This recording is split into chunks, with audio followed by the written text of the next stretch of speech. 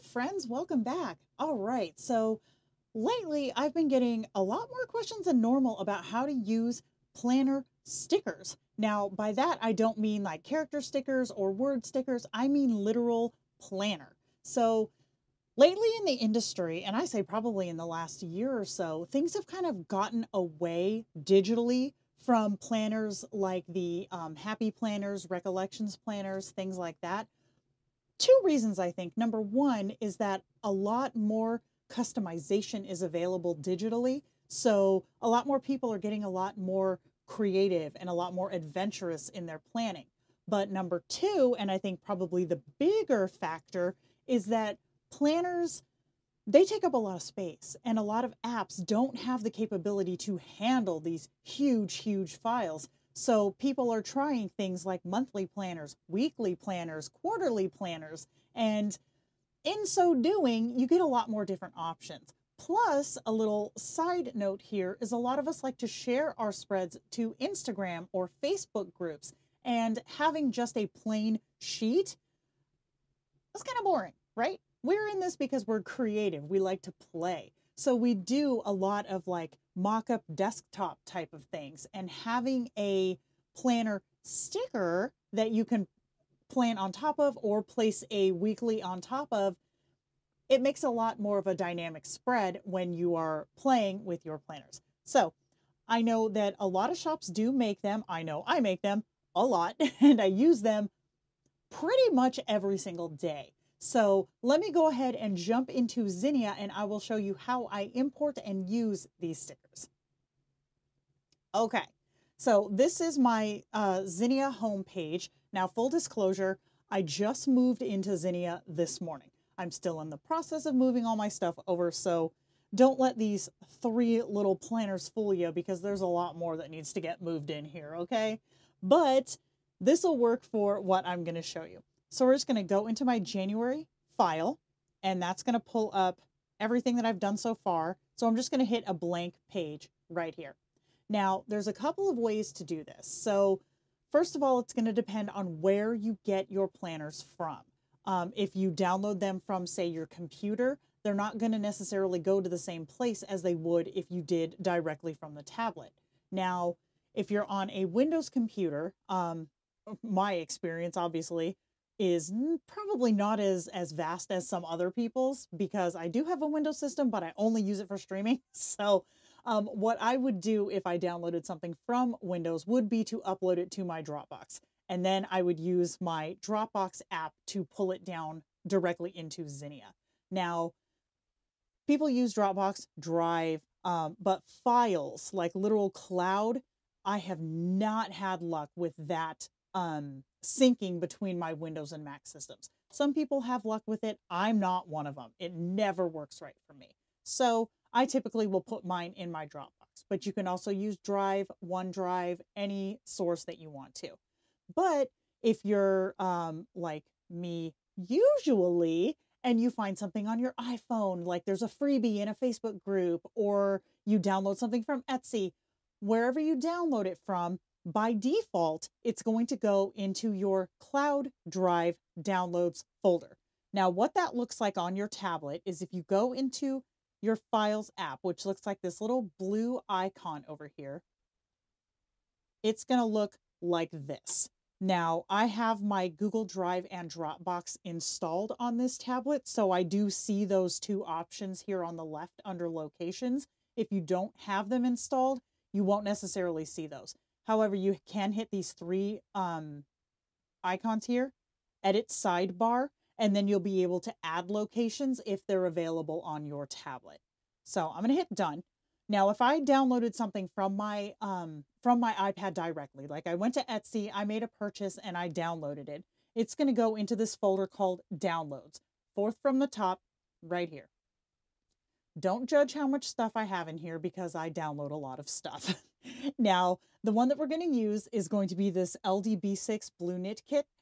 Blue Knit Kit. Yep.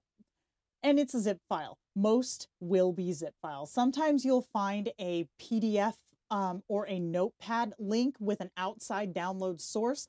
Regardless of where you download it from, it'll typically come in here to downloads by default. So I'm just going to tap that zip file and it's going to unzip it for me. So I'll be able to open this up and have all of my content right here.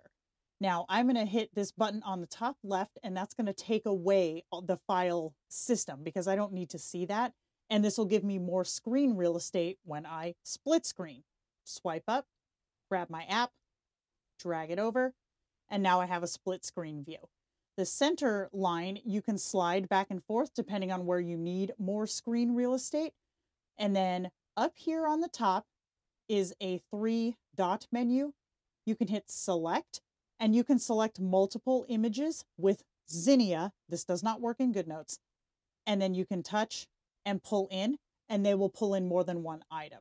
If you just need one, all you have to do is touch it and drag it in, and it works just like that. So let's say I'm finished. I can swipe that away, and Zinnia allows you to work with layers. So I could get to my base layer here, adjust the size how I want it, just like this. Drag in my paper, say I wanted it behind this little pocket. All I have to do is either touch the pocket and bring it forward or touch the paper and move it back. I have the pocket selected, so I'm going to hit this up arrow on the bottom center, and it's going to put it on top of that blue sheet of paper.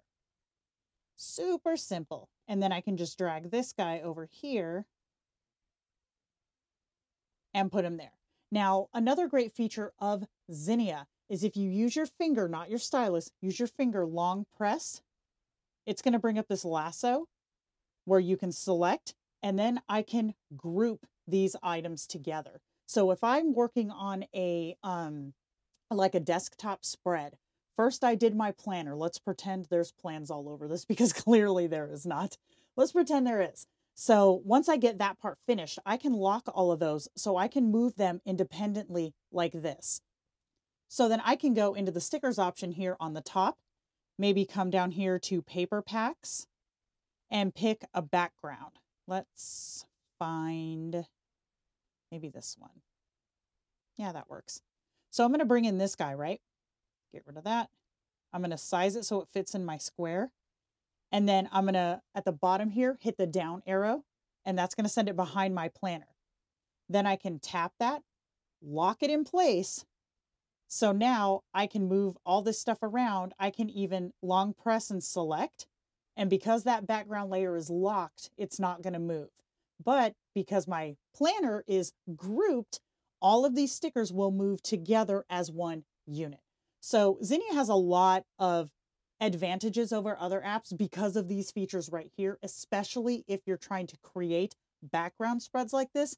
Because if you try to make a background in another app after the fact, you have to pull in the background, shrink it down, select everything else, copy it, delete it, re-import it so that it is on the top layer, and then move your background. And that's a big pain in the butt, let's be honest. So that's how you would pull in images from files. Now you can also, like I said, pull things in from Dropbox or from Drive. Same exact way. You're just going to come over here. Here's my Dropbox app. I can pull this guy over and go into files. Obviously, it'd be wherever you put it, but I do have my own files on here, obviously. So then I could go into any one of these folders, like say this erasers one, and here's a little Miss Francine who is over it. Just drag and drop, just like I did before. And I can adjust them. You can rotate, stick them on your desktop, however you want to. A difference with Dropbox is for multi-select, you would tap your two, export, copy images, come over here to Zinnia, paste. And then it's going to pull in your multiple images just like Files does. There's just that little extra step in there that honestly, if you're pulling in an entire kit, one little extra button is not that big a deal. So Drive is going to work very much the same way. I don't have a lot of experience with OneDrive, so I'm not 100% sure how that one works, but I do know that the rest work just like you would expect that they would.